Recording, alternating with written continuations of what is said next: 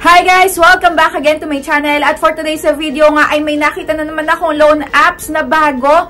Sobrang daming mga naglalabasan ngayon ng mga loan apps. At hindi ko na nga alam kung ano iunahin ko, reviewin sa mga to. Pero syempre, sige, isa-isahin natin para malaman nyo nga din kung legit nga ba itong mga nakikita nyong ads na pinapakita nila online, yung mga ino-offer nila na ang gaganda at ang lalaki nga nung mga amount na pwede daw nating mautang sa kanila. Dito nga ay nagpapaloan daw ng 40,000 pesos at 96% ay naa-approve. So, halos lahat daw ng naglo-loan dito ay naa-aprubahan. At eto na naman tayo, 3 months daw, up to 12 months pwedeng bayaran. So, sige, wag na nating patagalin pa. Umpisahan na natin yung paglo-loan dito. Pagtatry pala dito, ayan, ako muna ang magtatry para sa inyo. Wag muna kayong mag-i-install or magda-download. So, check nyo muna kung okay ba sa inyo itong bagong labas na to or hindi. Pero syempre, kung bago ka pa lang dito sa aking YouTube channel, ay wag mo kalimutan mag-subscribe at pindutin mo na din yung notification bell para lagi kang maging updated sa mga next uploads ko.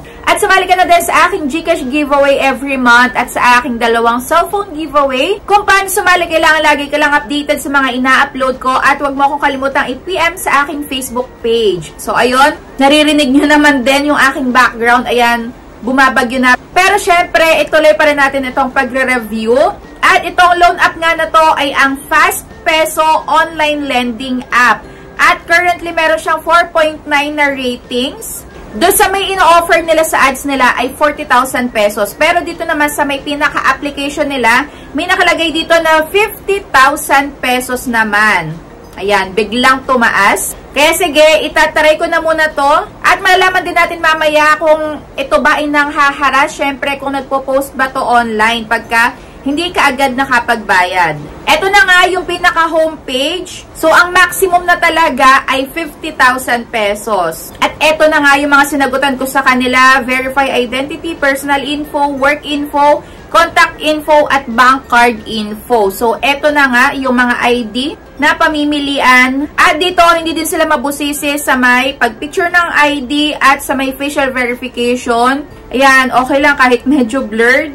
At 3 contact references nga lang yung hinahanap nila dito. So, eto, ipapakita ko na sa inyo yung loan information dahil tapos ko na nga itong applyan. At kayo na lang din mag-decide kung ipagpapatuloy nyo pa yung paglo-loan dito once na makita nyo. So, dito is na-aprobahan nga ako sa may 2,000 pesos at ang amount nga na marireceive ko dito is 1,200 na lang dahil meron ditong makakaltas na service fee which is 800 pesos. So, dito, interest ay 0, other fee ay 0, pero bawing-bawi sila dito sa may service fee. At ito naman yung repayment details. Ayan, nahati daw sa may 2 date, pero hindi sa may 2 exact amount. Nahati talaga as in. So, dito, sa may unang pagbabayad, ang babayaran is 1,980 at sa pangalawa ay 20 pesos na lang. Dito, ayan, fake news na naman yung minimum na nakalagay sa kanilang app na 3 months. Ayun, minimum na nakita ko dito is 3 months, which is 91 days nga, up to 365 days na 1 year. Ayun, yun yung minimum daw. Pero dito ay 7 days lang talaga. Wala pang 7 days dahil today is 12. Tapos, babayaran ko na to ng 18. So, ayun, 6 days lang kailangan ay mabayaran na pala yung ilo-loan dito. At pagka nag-try kayo dito, wala ditong burahan ng details. Wala ditong cancellation of account.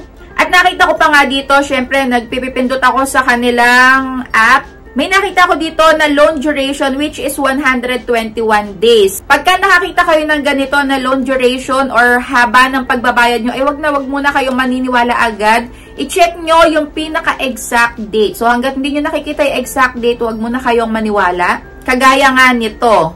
Pero chinek ko nga din kung naka-register ba to. Yes, naka-register naman nung chinek ko sa may SEC or sa Securities and Exchange Commission. Pero hindi ibig sabihin nun ay legit na to na sumusunod sila sa kung magkano lang talaga yung interest na ipapatong sa utang. At dito, hindi din kayo nakakasigurado nga na tama din yung nandito sa may loan apps nila. Kagaya na to, tama-tama na nanonood kayo ng ganitong klaseng loan app review, Hindi yung makita nyo lang na maganda ino-offer online do sa may ads nila ay talagang todo install na kayo at umaasa kayo. So dito, ayan, paasa na naman dahil hindi totoo yung nando sa may ino-offer nila online kahit na nakaregister sila sa SEC. Oh, ito yung sinasabi ko sa inyo kanina, yung minimum ay 91 days daw. So ito yung nakalagay base sa kanilang application. At yung maximum ay 365 days, which is hindi naman nila tinupad. At dito sa may Fast Peso, nakita ko na naman etong sa may work experience na more than. O, diba? So, eto, feeling ko ay talaga mga ka-sister company to ng mga nakaraan natin na ni-review, which is puro more than yung kanilang inilalagay. Instead of more than. At karamihan nga sa may mga nare-review ko ngayon na bagong labas lang ay nagtatanong sila dito about sa may credit history mo siguro sa may other loan app. Ayan, kung meron ka bang past due, kung ilan na yung overdue nyo, kung magkano na yung overdue nyo. At sa may facial recognition naman, hindi naman sila dito mabusisi. Pero lagi ko nga sa inyo sinasabi, pagka kayo ay baguhan pa lang or kung repeat na kayo na borrower sa mga iba't ibang klaseng loan apps, ay burahin nyo na yung napakaraming nakasave dyan sa may phone book nyo. Ayan, ilimit nyo lang sa may 3 hanggang 5 tao lang na nakasave dyan sa may phone book nyo. And mas maganda nga kung relatives mo lang para if ever man na merong kumontak sa iba na hindi ka agad nga nakapagbayad sa may loan app na yon, ay alam mo na ikaw pala ay, ayan, kinokontak na pala yung contact references mo. So, mas okay kung relatives mo lang yung ilalagay mo. So, that's it for today's video. Itong si Fast Peso ay talagang, ayan, not recommended na naman dahil talagang paasa na naman itong loan app na to. So, kung kayo na i-try nyo na nga itong loan app na to is i-comment nyo na din dyan sa may comment section kung ano yung na-experience nyo dito sa kanila. Para maging aware na nga lang din yung iba kung ano nga yung possible na ma-experience nila kapag nag-try sila dito at hindi agad nakapagbayad. At nag-search nga ako online kung meron na itong na-i-post. So, wala pa naman ako nakikita. Dahil nga siguro bago pa lang. So, yun, sobrang daming naglabasan ngayon ng mga bagong loan app. Kaso lang, yung karamihan din ay nagbago lang pala ng pangalan. Kaya ayun, lagi nyo titingnan yung privacy policy, yung terms and conditions, yung loan details nyo, lahat ng yan, basahin nyo dahil baka meron dyang maligaw na isang pangalan nung dating loan app nila. Dahil halos hindi naman lahat nila nababago. Ayun, meron at meron pa din tayong nakikita dyan na dating pangalan nga. So ayun, binago nga lang kasi. So, kung meron pa nga kayong gustong ipa-review na loan app, ay i-comment nyo lang dyan sa may comment section para malaman nyo kung okay ba or hindi. So, kung ako sa inyo, wag na kayo mag-try sa ganitong klase ng loan app. Ang dami pa naman dyang bago at legit din. Pero marami din naman talaga matagal na loan app na talagang the best pa din kagaya ng Bilis, Tala, G-Loan, S-Loan, Laz, Pay Later, S-Pay Later, ayan, CIMB, at marami pang iba. So that's it for today's video. Thank you for watching and see you on my next vlog.